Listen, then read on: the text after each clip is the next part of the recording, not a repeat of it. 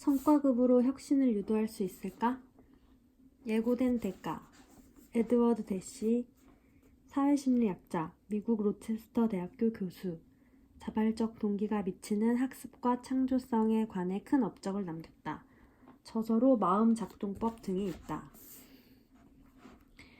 오늘날 혁신은 많은 기업들의 가장 중요한 과제다.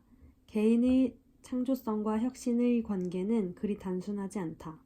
개인의 창조성이 높아졌다고 해서 당장 혁신이 일어나는 것은 아니지만 어찌되었든 개인의 창조성이 혁신의 중요한 필요 조건 중 하나라는 사실은 논할 여지가 없다. 그렇다면 외부의 자극으로 개인의 창조성을 높일 수 있을까? 이 문제를 고찰하기 위해서 1940년에서 1950년대에 독일의 심리학자 카를 둔커가 제시한 촛불 문제를 다루어 보고자 한다. 우선 다음 페이지의 첫 번째 그림을 보자. 촛불 문제란 테이블 위에 촛농이 떨어지지 않도록 초를 벽에 붙이는 방법을 생각해내는 것이다. 이 문제에 도전한 성인의 대부분은 약 7에서 9분 만에 아래 두 번째 그림과 같은 아이디어를 생각해냈다. 촛불 문제는 앞정이 들어있는 상자를 앞정 상자에서 촛불 받침으로 용도를 바꾼다는 착상을 이끌어내야 풀 수 있다. 이렇게 발상을 전환하기는 상당히 어렵다. 한번 용도를 규정해 놓으면 사람들은 좀처럼 그 인식에서 자유로워지지 못하기 때문이다. 이러한 경향을 카를 둔커는 기능 인식의 고착이라고 명명했다. 생각해보면 펠트펜은 유리로 된 병에 들어있는 펠트에 유색 휘발유가 스며들어 있기 때문에 물성이 알코올 램프와 거의 같다. 그래서 실제로는 어둠 속에서 훌륭한 램프로 사용할 수 있지만 보통 사람들에게는 그러한 발상의 전환이 좀처럼 일어나지 않는다는 사실을 둔커는 이 실험을 통해 증명했다.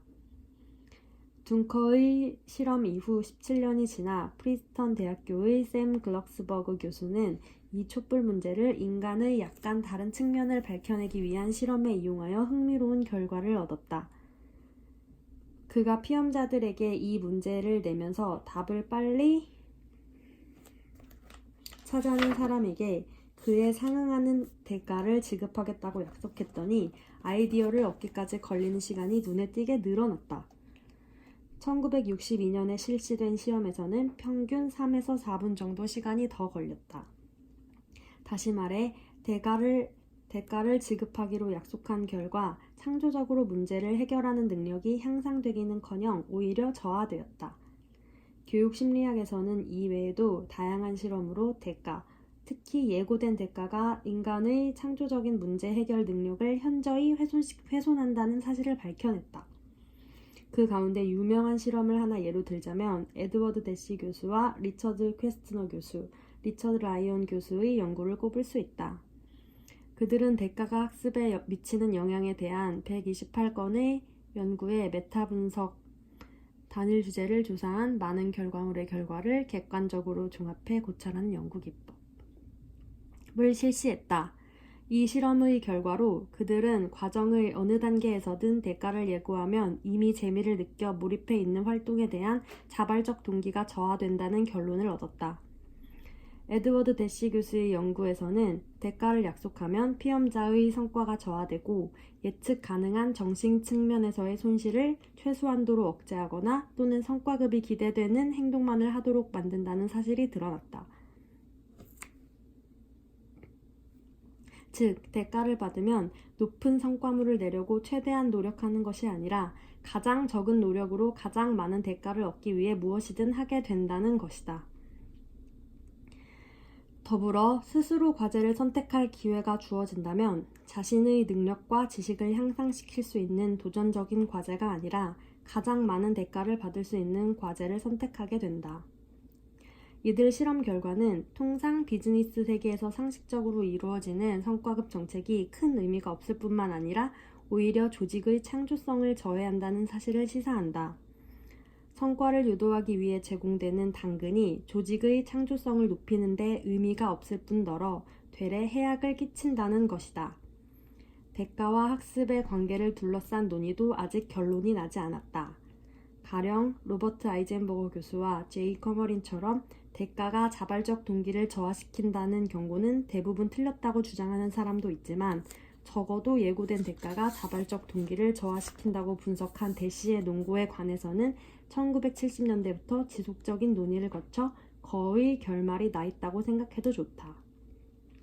그런데 신기하게도 경영학 세계에서는 아직도 대가가 개인의 창조성을 자극해 높인다는 견해를 지지하는 사람이 많다.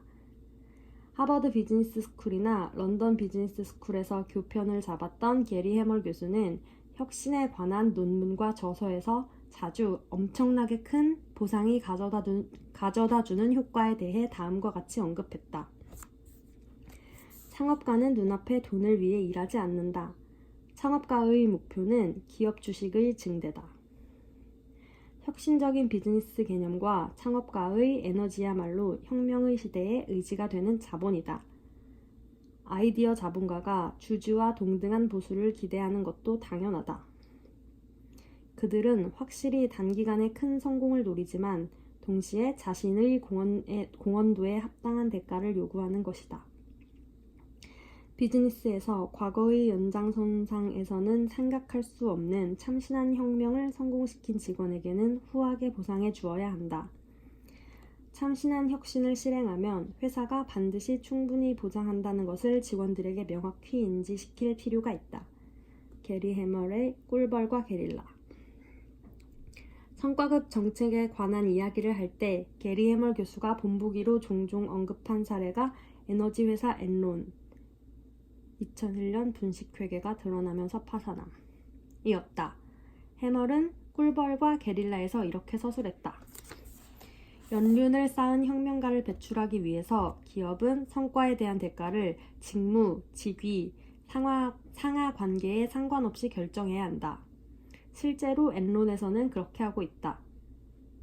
그 회사 안에는 보조 업무를 맡고 있는 사람이라도 임원보다 많은 성과급을 받는 사람이 있다. 게리 해멀의 꿀벌과 게릴라. 하지만 엔론이나 투자은행에서 있었던 일, 그리고 현재의 IT 벤처기업에서 일어나고 있는 일들을 한번 떠올려 보자. 이들의 사례를 보면 분명 에드워드 대시가 지적한 대로 조직원들 사이에서 정말 가치가 있다고 생각하는 일이 아닌 재빨리 큰 대가를 얻을 수 있는 일을 선택하는 경향이 확산되고 있다는 사실을 잘 알 수 있다. 엔론이 로켓처럼 솟구치는 주가를 구가하던 때는 2000년대 초반으로 이 같은 해멀의 논고가 등장한 것도 그 무렵의 일이다. 하지만 이미 몇십 년 전부터 그 시점에 이르는 동안 에드워드 대시를 비롯한 학습 심리학자들의 대가에 관한 연구 결과가 발표되어 적어도 예고된 대가가 다양한 측면에서 그 보상 정책의 대상이 되는 사람들의 창조성과 건전한 동기를 파괴한다는 것이 상식이 되었다. 인문과학과 사회과학 영역에서는 기초적인 상식이 이상적인 사회를 만드는 데 가장 중요한 역할을 하고 있는 기업에 큰 영향을 미치는 경영과학의 영역에서는 거의 활용되지 않고 있다는 사실에는 아쉬움을 넘어 곤혹스러움을 느끼지 않을 수 없다. 게리 해멀 교수가 교편을 잡고 있던 하버드 비즈니스 스쿨과 런던 비즈니스 스쿨은 고액의 학비를 받는 것으로 알려져 있는데 비싼 학비를 내가며 다른 분야에서는 이미 훨씬 전에 오류라는 사실이 밝혀져 있는 잘못된 지식을 배우고 있으니 학생으로서는 참으로 당혹스러운 일이다. 다른 사람에게 창조성을 발휘시키고자 할 때 성과에 대한 대가, 특히 예고된 대가는 효과가 없을 뿐만 아니라 오히려 사람이나 조직의 창조성을 파괴하고 만다. 그럴 때 대가, 즉 당근은 오히려 역효과를 불러온다. 그렇다면 대비 개념인 채찍은 어떨까? 결론부터 말하면 이 또한 심리학적 견해에서는 아무래도 부정적으로 보인다. 원래 뇌에는 확실한 것과 불확실한 것의 균형을 맞춰주는 일종의 어카운팅 시스템이 있다. 무언가에 도전한다는 것은 불확실한 행위이므로 이에 대한 균형을 잡기 위해서는 확실한 무언가가 필요하다. 이때 문제가 되는 것이 안전기지이다. 유아의 발달 과정에서 유아가 미지의 영역을 탐구하는 데는 심리적인 안전기지가 필요하다고 주장한 사람이 바로 영국의 심리학자 존 볼비다. 그는 유아가 보호자에게 보이는 친근감과 애정, 그리고 보호자에게서 떨어지지 않으려고 하는 감정을 애착이라고 명명했다. 그리고 애착 관계를 맺은 보호자가 아이의 심리적인 안전기지가 되고, 이 안전기지가 있기에 아이는 미지의 세계를 마음껏 탐색할 수 있다고 주장했다. 이 논리를 적용하여 생각해보면 한 번 큰 실패를 해서 낙인이 찍히면 더 이상 회사에서 출세할 수 없다는 사고가 지배적인 일본보다 이직과 창업이 활발하고 혹시 실패하더라도 다시 도전하면 된다는 사고가 지배적인 미국이 안전기지가 더 강고하다고 볼 수 있다. 그렇기에 아이와 마찬가지로 어른도 미지의 세계로 마음껏 도전할 수 있다. 다시 말해 사람이 창조성을 발휘하여 리스크를 무릅쓰고 나아가는 데는 당근도 채찍도 효과가 없다. 다만 자유로운 도전이 허용되는 풍토가 필요하다. 그러한 풍토 속에서 사람이 주저없이 리스크를 무릅쓰는 것은 당근을 원해서도 채찍이 두려워서도 아니다. 그저 단순히 자신이 그렇게 하기를 원하기 때문이다.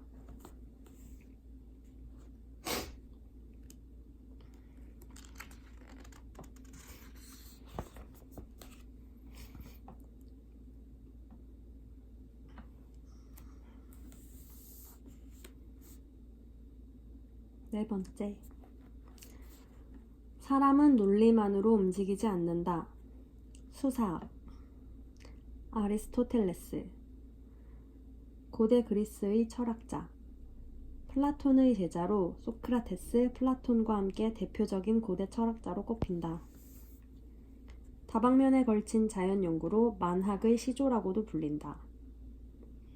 이슬람 철학과 중세 스콜라학, 나아가 근대 철학과 논리학 등에 지대한 영향을 미쳤다. 아리스토텔레스가 남긴 저서의 내용은 형이상학, 윤리학, 논리학의 철학 관련 저서부터 정치학, 우주론, 천체학, 자연학, 물리학, 기상학, 박물지학, 생물학, 시학, 연극학 및 심리학에 이르기까지 실로 다양하다.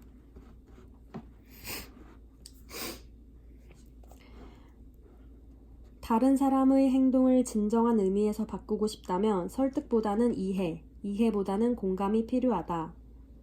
논리사고에 뛰어난 컨설턴트가 종종 일반 회사로 옮긴 후 고전하는 경우가 많은데, 이는 그가 사람이 논리에 의해 움직인다고 잘못 알고 있어서다. 사람으로 하여금 정말 상황을 납득해서 움직이게 하려면 무엇이 필요할까? 아리스토텔레스는 저서 수사학에서 진정한 의미에서 타인을 설득해 행동을 바꾸기 위해서는 로고스, 에토스, 파토스가 필요하다고 주장했다. 로고스는 논리를 뜻한다. 논리만으로 사람을 설득하기는 어렵다고 하지만 한편 논리적으로 말도 안 되는 기획이 사람들의 찬성을 얻기도 어려울 것이다. 다른 사람을 설득하고 싶다면 주장이 이치에 맞아야 하는 것은 당연하고도 중요한 요건이다. 그렇기에 아리스토텔레스도 수사학에서 상당한 지면을 할애해 로고스를 설명하고 있다. 물론 논리만으로 사람이 움직이지는 않는다. 논리는 필요 조건이지만 충분 조건은 아니다.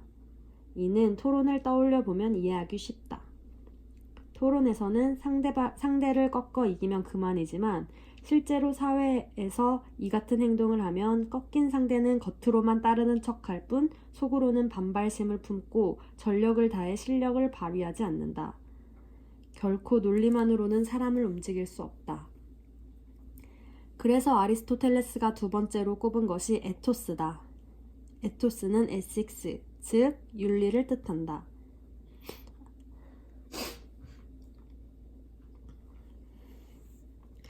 아무리 이치에 맞는 말이라 해도 그 말을 하는 화자가 도덕성을 의심받는 사람이라면 사람들의 힘을 이끌어낼 수 없다. 사람은 도덕적으로 믿을 수 있는 사람, 사회적으로 가치 있는 일을 하는 사람을 위해 자신의 재능과 시간을 투입하고 싶어하는 존재다. 아리스토텔레스는 바로 그 점에 호소해서 사람의 마음을 움직이는 것이 효과적이라고 설파했다. 마지막으로 파토스는 패션, 즉 열정을 가리킨다.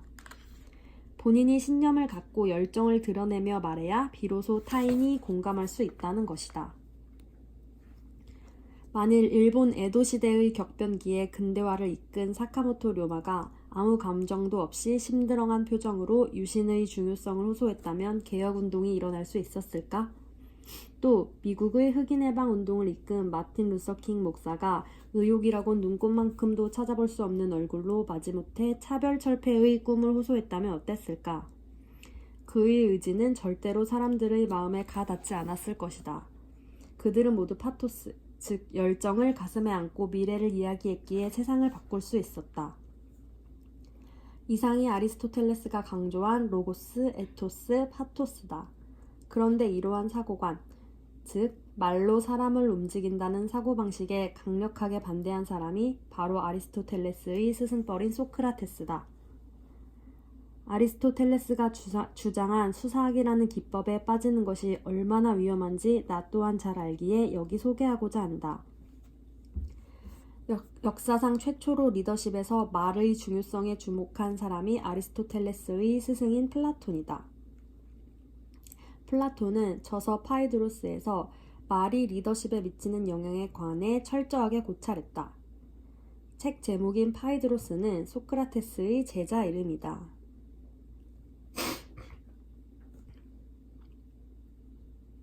플라톤은 이 저서에서 그의 스승인 소크라테스와 제자 파이드로스가 벌이는 가공의 토론으로 리더에게 요구되는 말의 힘이 어떤 것인지를 보여준다. 이 토론에서 아리스토텔레스가 중요시한 레토릭, 즉 변론에 대치되는 것이 바로 대화다.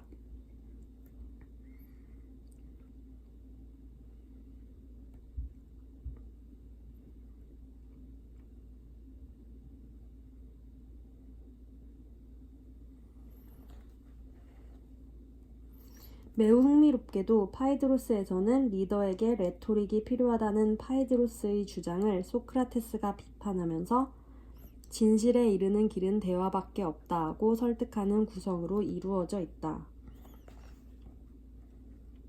소크라테스는 교묘한 말솜씨로 사람을 움직이는 기술은 사람 마음을 나쁜 길로 홀리는 것이라며 레토릭을 속임수라고 일갈한다.